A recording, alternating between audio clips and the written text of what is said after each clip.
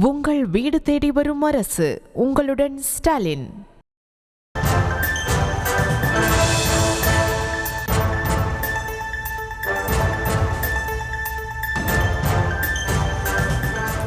மற்றொரு அண்மை செய்தியை பார்த்து வருகிறோம்.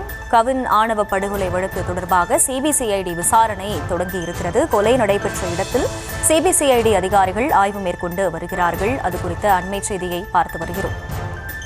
கவின் ஆணவ படுகொலை வழக்கில் சிபிசிஐடி போலீசார் விசாரணையை தொடங்கியிருக்கிறார்கள். கவின் கொலை வழக்கு தொடர்பாக 6 பிரிவுகளில் முதல் தகவல் அறிக்கை பதிவு செய்யப்பட்டிருக்கும் நிலையில் கொலை நடைபெற்ற இடத்தில் சிபிசிஐடி அதிகாரிகள் நேரில் சென்று ஆய்வு மேற்கொண்டு வருகிறார்கள்.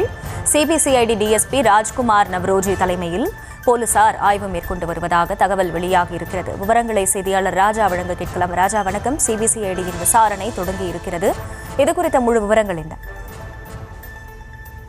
கவின் ஆணவ படுகொலை சிபிசிஐடி போலீசார் தற்போது இந்த விசாரணை தொடங்கியிருக்கிறார்.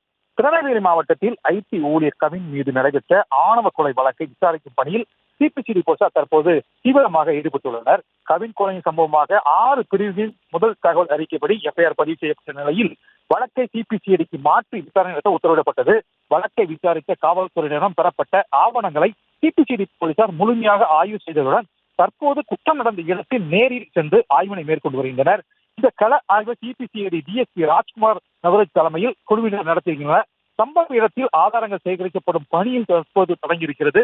அந்த பகுதி முழுமை கேடிசி நகர் பகுதி. இந்த கேடிசி நகர் பகுதி வேதா மருத்துவமனை, அது பக்கத்தில் இருக்கக்கூடிய வீடுகள் மற்றும் சிசிடிவி காட்சிகள், செல்போன் உள்ளிட்டவர்களை எங்கள் ஆய்வு செய்யும் பணியினை தற்போது தொடங்கியிருக்கிறார்கள் சிபிசிஐடி அதிகாரிகள்.